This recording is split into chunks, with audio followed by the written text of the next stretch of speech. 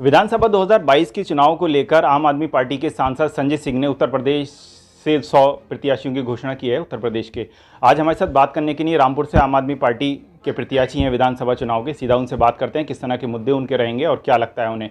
एक बार और साथ ही आपको बता दें कि सांसद आजम खान का गढ़ भी कहा जाता है। फैसल जी, सबसे पहले हम देख रहे हैं कि आपके जो पार्टी के कार्यकर्ता हैं उनमें खुशी की लहर है, तो सबसे पहले तो आप क्या किस तरह से उनका धन्यवाद अदा करें? देखिए, सबसे पहले तो पार्टी नेतृत्व का अरविंद केजरीवाल साहब और उत्तर प्रदेश के प्रभारी संजय सिंह साहब का मैं शुक्रगुजार हूं कि उन्होंने मेरे ऊपर भरोसा जताया है और जनपद रामपुर की सदर सीट से उन्होंने मुझे प्रत्याशी बनाया है आम आदमी पार्टी का।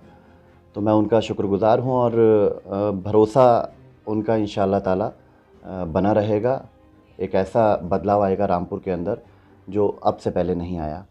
रामपुर के अंदर जिन राजनेताओं ने अब तक लोगों के ऊपर हुकूमत की है उनके हालात बदल गए हैं। जब वो राजनीति में आए थे तो किराए के मकान पर होते थे, लेकिन आज की तारीख़ में उत्तर प्रदेश के 10 बड़े लोगों में उन राजनेताओं का नाम आता है। जो जनता उनको वोट देने वाली है उस जनता के हालात नहीं बदले। जनता बिजली के लिए परेशान है, बच्चों की स्कूलों की फ़ीस के लिए परेशान है, राशन की लंबी लंबी लाइनों पर रामपुर की जनता खड़ी होती है। इसके अलावा अस्पतालों में दवाइयाँ नहीं हैं। जो बेसिक मुद्दे हैं उन मुद्दों पर किसी भी राजनेता ने बात नहीं की, किसी पॉलिटिकल पार्टी ने काम नहीं किया। इसीलिए आज उत्तर प्रदेश बदहाली की कगार पर खड़ा है। मुझे लगता है कि उत्तर प्रदेश के अंदर इस बार बहुत बड़ा बदलाव आएगा। अखिलेश जी ने कहा है कि बिजली पानी हम भी फ्री देंगे, तो क्या कहते हैं आप? उनकी सरकार कई बार बन चुकी है लेकिन उन्होंने दिया नहीं, केवल किया वादा किया है। जैसे नरेंद्र मोदी ने कहा था 15 लाख देंगे, किसी को भी 15 लाख नहीं मिले। अखिलेश यादव की सरकार यहाँ कितनी बार बन चुकी है, उन्होंने कभी कुछ रोज़गार के बारे में नहीं सोचा। जो आज बदहाली है उत्तर प्रदेश की वो इन राजनीतिक घरानों की वजह से है, जिन्होंने केवल परिवारवाद की राजनीति की। अपने बेटे को, अपने भाई को, अपनी बहू को, अपनी बीवी को, इन लोगों को केवल कुर्सियों पर पहुंचाया है।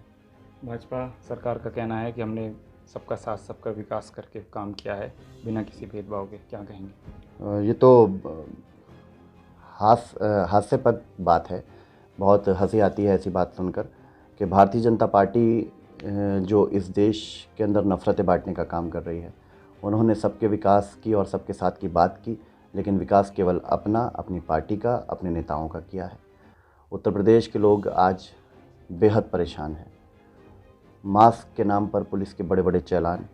आज आप किसी भी थाने में जाकर देख लीजिए, कहीं ना कहीं कोई ना कोई बहन, बेटी या बच्चा थाने के अंदर टॉर्चर किया जा रहा होगा। उत्तर प्रदेश के थानों के अंदर जिस तरीके से दलालों का स्वागत होता है, उस दशा और दिशा को बदलना चाहिए। तो कैसे मानेंगे, भाजपा पूरी सरकार में है, फिर इस टाइम समाजवादी पार्टी से सांसद भी हैं, फिर विधायक भी हैं उनकी पत्नी, फिर ज़्यादातर समाजवादी गढ़ माना जाता है इसको, फिर बीएसपी भी है, कांग्रेस भी है, तो ऐसे में अपना चुनाव कहाँ देखेंगे और क्या लगता है आपको?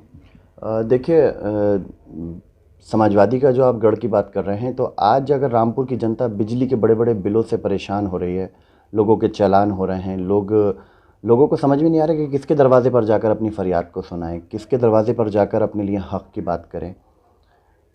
यहाँ पर तो सारी कुर्सियों पर समाजवादी पार्टी के लोग हैं। सांसद आज़म खान हैं, उनकी पत्नी शहर से विधायक हैं, उनका बेटा विधायक है, उनके दोस्त नसीर खान विधायक हैं, उनकी पार्टी के आदमी चेयरमैन हैं, उनकी पार्टी का आदमी रामपुर से एमएलसी के पद पर है। सारी कुर्सियां उनके पास हैं, लेकिन जनता अपने हक़ की बात कहते हुए जाए तो किसके दरवाजे पर जाए? उनके दरवाजे पर अगर जाती है जनता तो कहते हैं हमसे अपनी नहीं संभल रही है। आपने ऐसा काम क्यों किया कि आज आप जेल के अंदर हैं? आप जब सत्ता में होते हैं तो आप वही काम करते हैं जो आज भारतीय जनता पार्टी कर रही है। अच्छा, ये बताइए कि जिस तरह से वो जेल गए हैं, तो अब जेल जाने की बात, क्या उन्हें सिंपैथी नहीं मिलेगी? जनता उनकी तरफ जाएगी नहीं? किस बात की सिंपैथी? 40 साल में जिस शख्स ने केवल अपने हालातों को, अपने परिवार को आसमान की बुलंदियों पर पहुंचा दिया, उसने रामपुर के कमज़ोर लोगों के बारे में तो नहीं सोचा। जो कमज़ोर लोग बीड़ियाँ बनाते थे, रिक्शा चलाते थे, कारचौप करते थे, आज भी उनके बच्चे बीड़ियाँ बना रहे हैं, रिक्शा चला रहे हैं, कारचौप कर रहे हैं। लेकिन आज़म खान के और उनके बच्चों के हालात तो बदल गए। अच्छा, जिस तरह से आपने उन पर कार्रवाइयाँ कराई थी आज़म खान के ऊपर, तो लोगों का आरोप है कि आपने अपने मफाद के लिए ये कार्रवाई करी, जनता के लिए नहीं करी। जिस तरह से आपने आवाज़ उठाई, मुकदमे भी कराए, जौहर यूनिवर्सिटी की ज़मीन जिस तरह से आप लोगों ने आरोप लगाया था कि उन्होंने कब्ज़ा करी थी, क्या कहेंगे? नहीं, हमने कोई कार्रवाई नहीं कराई। उनकी जो हरकतें थीं उसकी वजह से उनके ऊपर कार्रवाई हुई है और रामपुर के कमज़ोर लोगों ने उनके ऊपर मुकदमे कराए हैं। जिन लोगों को क्रश किया गया उनकी सरकार में, जिन लोगों के मकानों को ढा दिया गया है, जिनके जवान बच्चों को चरस के झूठे मुकदमे लगाकर जेलों के अंदर ठूस दिया गया, उन लोगों ने उनके ख़िलाफ़ कार्रवाई की है, उन लोगों ने एप्लीकेशंस दी, उन लोगों के एप्लीकेशन पे मुकदमे फ़ाइल हुए हैं। अच्छा, ये बताइए कि जो भाजपा के नेता हैं भारत भूषण गुप्ता, और उन्होंने अभी एक इंटरव्यू के दौरान कहा है कि जो आम आदमी पार्टी के नेता हैं वो 10,000 वोट भी नहीं ला पाएंगे विधानसभा चुनाव में। तो क्या कहेंगे आप? ये जनता तय करेगी, पता चल जाएगा 2022 में।